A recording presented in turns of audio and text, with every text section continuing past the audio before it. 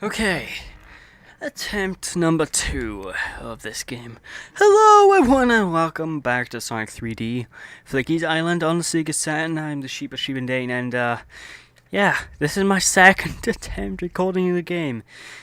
After the first part, things went a bit haywire, shall we say. So we are back. I'm now rocking the Dazzle and not the HHhhh, because if at the end of the last part you probably heard the audio glitching out, and now I'm getting distracted. Hello! And I'm back. It's like my first recording session all over again. Anywho, yeah, as I said, things didn't turn out too well, so I'm hoping, fingers crossed, it works with the Dazzle. I'm hoping the picture quality is good as well, because the reason I use the HHhhh is I generally get better quality even with composites, so I'm really... fingers crossed, you know. But enough of quality nonsense. None of you guys want to care about my back scenes troubles. And also, why does... I don't understand Sonic's path throughout this game. Watch his pathways through the island. It doesn't make any logical sense. He could go straight to Eggman's base, but no, he goes to the ruins to the wrong other side of the island. Oh well. But yeah, welcome to Rusty Ruin Zone, folks. If you go back there, there's an extra life. Now, this is a very awesome stage. I prefer the music in the Mega Drive version, but oh my god, this soundtrack sounds amazing as it is, so... Jesus. It's really, really atmospheric, and that's why I love the Saturn soundtrack. I love the Mega Drive soundtrack because it's melodic. I love the Saturn soundtrack because... well, that's the Saturn soundtrack. But if we go across here, keep spinning through this little spinny pads, so it makes Sonic go into ballerina form, which will allow him to go and break pillars, as you see me do earlier. So if you go down here in the ballerina form, you can try and maneuver away. Be very careful. It's, as you can see, it's very easy to lose control of yourself. But if break these down, and there's Tails. There's our first special stage of this zone, folks. So let's collect 50 rings, and hopefully we won't have too much of an issue trying to get to him. Oh, I love this music. This game is see, this game gets a lot of flack, but one thing I can really say is good about it, apart from the graphics, is the soundtrack on both versions. I mean, oh my god. Of course, the game itself isn't the only real complaint I have for this game, apart from it takes a lot of effort to actually complete when you are playing through it because the way it's designed, but mainly the main issue that I have with it, and personally, is thank you, bike. It's just the controls. If they refined the controls a bit more, this game would probably be a classic. Like, people would love it. And I enjoy it. And I especially love the special stages in this version because they are phenomenal. But I digress. Oh god, another loading screen. I hate these loading screens because I always think that my SEGA Saturn's about to crash. It's really... either who. It's time to get this on. Alright, I love this music. But yeah, one thing I did not say about the special stages in the previous parts, which I should have really, is that they are tiered. There's multiple levels, as you can see right here. You can jump up to another platform, and it tends to be secrets like that throughout the special stages that allow you to get bonus rings if you know where to jump. And I love that. I really, really do love that. But overall, the special stages are still relatively easy. They're no, trust me, they're no Sonic 2 special stages in difficulty, but I'm thankful for that because Sonic 2 special stages, oh my dear god. That's all I can say. I mean, I think a lot of you see my run of that, have you? I think I had trouble on that LP, I can't remember. When I'm not LPing, though, I can get through the Sonic 2 special stages all in one go, but it's just... when commentating, your skill gets, like, reduced by a third. Or even, like, 3/4, actually. Here on the internet, I'm allowed to post statistics out of nowhere, so shut up. But yeah, whoa, whoa, whoa, whoa. Oh god, and now I lost my music. I've lost my soundtrack. Thank you, Dazzle, that's the only problem. Dazzle's audio glitches out, so I can't personally hear the soundtrack, which is annoying because I love the soundtrack in this game. Yeah. But either way, we got the newest Chaos Emerald. This is the red Chaos Emerald, folks, the third one. Hurrah! So we're making pretty fine progress, much better than my first recording session where I completely failed horribly and I lost all my rings, so I couldn't get the emerald. It was a fantastic time. But either way, we got the third emerald, and if you do fail the special stages, try and find a 1-up somewhere in the level, like at the very beginning, because whenever you exit a special stage, everything in the entire level becomes reset. So if you fail a special stage, kill yourself and get the 1-up, redo that section of the stage, and get back in the special stage. That's the main way you can get the emeralds, because if you fail, you can just retry. I don't like doing that because, let's face it, it's a Sonic game. You're not meant to die constantly because you can't do something. You're meant to move on regardless. So I do. But anywho, automated sequence. I remember the Mega Drive version back when I first saw that. That blew me away. But then again, the little cutscene at the beginning of the Mega Drive version, I don't know if anyone's seen that. That was the earliest CG cutscene I've ever seen, and that looked, to me back in the day, that was unbelievably, oh my god, Otacon. You know, it was just beautiful to look at. But either way, one thing I should note about the Sonic Ballerina move when you go on the spinning platform of death, you're invulnerable, so if you go through an enemy, they will die. Sonic the Hedgehog. Promoting... I don't know what's the name of the art that ballerinas do? Promoting ballerina acts? Question mark? Oh, feck. I just lost a fire shield, which is an amazing shield to have, especially in this level. And especially in the fire level later on. That shield protects you from all kinds of fire. Like that. Little fire dispenser thingy there. If you go down here, well, of course you got more Bannocs, boop. With more Flickies inside, but as you can tell, pillars. So we need to go all the way at the top and traverse our way downwards very, very slowly. Yay! At least you guys got to listen to this awesome soundtrack that I can't hear. I can hear it a little bit off my TV, but my TV's so low so it doesn't get picked up in the recording that it's just so... I can barely hear anything apart from the occasional dun-dun noise. But otherwise... oh yes. Oh yes. But it's time to get moving onwards to the next section of Act 1, because I think for the most part, most of these acts in this game run in 3 sections. It's like easy section, medium section, hard section? Question mark? None of these levels are really particularly hard, apart from maybe Gene Gadget, maybe? I mean, when you first play the game, it might take you some time to get through the game, just because it's a game based on hunting and looking through the level design. I mean, it's an exploration game at core. It's more that than a traditional Sonic game. So if you're not used to if you're not used to Sonic games, you'll love this. If you are used to Sonic games, you might get annoyed. But if you spin dash into that, you get a nice shortcut to one of the previous areas. And if you look around, rain effects. Oh my god. And fog, which I'm actually quite paranoid because I saw someone else's LP of it through Dazzle before, and I can't see through the fog, so I'm really hoping that issue doesn't crop up here. But that shortcut is very nice, and I do like these weather effects they added. They do add to the game, atmosphere-wise. In reality, they're kind of pointless, but hey, they're working on powerful hardware here, they might as well utilize it. That said, the game should have been full 3D, and with decent controls, but we get that eventually in Sonic Adventure. Somewhere down the line, back in another console generation away. But fortunately,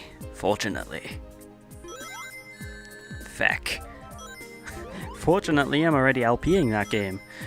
Well, I say already LPing, but the footage I have recorded of that is pretty much a year old now.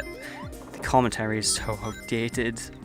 In fact, it's so outdated that it doesn't. You can tell the difference between the two videos, because that was back when I was slightly not as good compared to now, and then I compare the two videos, and now I'm all energetic and talking and yay, and then I was just like, yeah, I guess I'm just sort of walking around, yeah.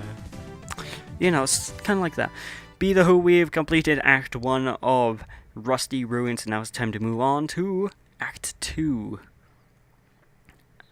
I still don't understand the route he takes through this island. You'll see, he literally takes zigzags to get through the island to Eggman's base. It doesn't make any logical sense. I mean, I know he's fast, but dear God, he could just take a straight route, finish the game right away. But no! No, I guess logic isn't really Sonic's strong point. I mean, if it was, then he wouldn't be able to breathe in space and do all that kind of wacky stuff. And he'd probably get dizzy a lot. I remember when one of the Crash Bandicoot games in, you know, Crash Bandicoot, main tactic is pretty much doing what Sonic's doing now, which is spin. That was his main move, and one of the more recent games, they made it an unlockable move that makes you dizzy if you use it too much, and I'm just sitting here like, no! It's Crash Bandicoot! It's like the greatest PlayStation character of all time! You know, it's no longer Sony. No! It ruined him! Granted, some people do like the new Crash games, and I can't really say anything against them because everyone has their own tastes, but I just don't like the new Crash games. With me, Crash lived and died up until Wrath of Cortex. Well, not Wrath of Cortex per se, because I didn't mind Twinsanity, so up until Twinsanity, Crash I loved. Then everything went down the crapper for me, but enough of that, I digress. Here's Knuckles, just chilling out. Time to get ourselves yet another Chaos Emerald. And why are they called Chaos Emeralds anyway? Do they inflict massive chaos? Do they just do random...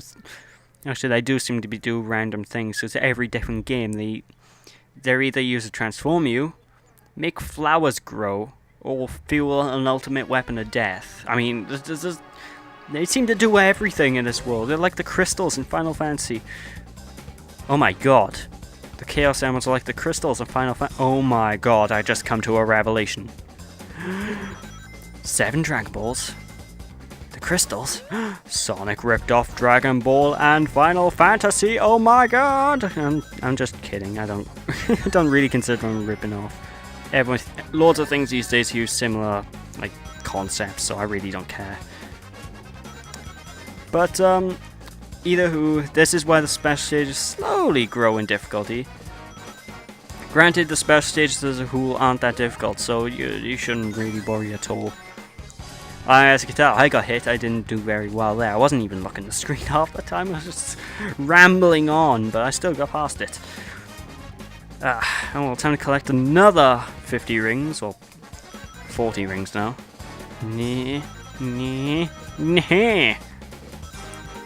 Yes, sound effects. But yeah, I'm really surprised they didn't really take advantage of the Sans hardware and make a full-fledged Sonic game, because this was just after, well, essentially just after they made Sonic Sega's mascot, the one everybody associates with Sega, because they tried that with Alex Kidd and that kind of failed, because I don't like Alex Kidd. I do not like Alex Kidd. The first game is not bad, actually. The first game of the series of Alex Kidd I like. It's bloody difficult, but it's good. Then they went downhill. So that's why I'm kind of glad they stuck with Sonic. At least the Sonic games, even the bad ones, I enjoy to the point that I will always play them. Even the dreaded Sonic 06, I will still play it. The only one I really will refuse to play is Labyrinth. The controls, I just can't get used to the controls. The controls are horrible in that game. Which I might actually LP at a future date, because I have it on the Sonic Adventure DX bundle thing, secret minigame unlockable. So, you know, That's one of the good things to come out of DX. I can actually use it to record Game Gear games without emulation. Well, without PC emulation. Because as you know, I'm not a big fan of emulation. If I want to record a game, it's gonna be an official PC version or a console version, and not an emulation. Because I don't know if I'm the only one that's kind of iffy like that about them, but you just can't get any more legit than the official release stuff. That's my mindset anyway. Of course, the Wii emulated is beautiful. I was playing at Ben's house. You know, Ben TG Golf. He also comes on the channel occasionally, but I was playing on one of the Wii emulators he had on his PC, and oh my god, the Mario Brothers Wii looked phenomenal. Granted, it looks pretty much identical to what Mario Brothers U looks like now, but it goes to show they didn't really change much from Mario Brothers U. Although I love that game. I do love that game. Actually, I just finished the main story of Luigi now, so I'm happy. Then again, I'm quite happy that there's more Nintendo's finally starting to release games to the Wii U. Kind of sad I went a tad bit overboard with it, but as you can tell, up this slope there's a bunch of jumpy jump things. Jump on them! Who'da thunk it? Oh Christ, who'da thunk that? And you'll get up to the top, and I can barely see on my TV, so I'm really... Son of a bitch. I feel sorry for you guys on the YouTube screen, I really do.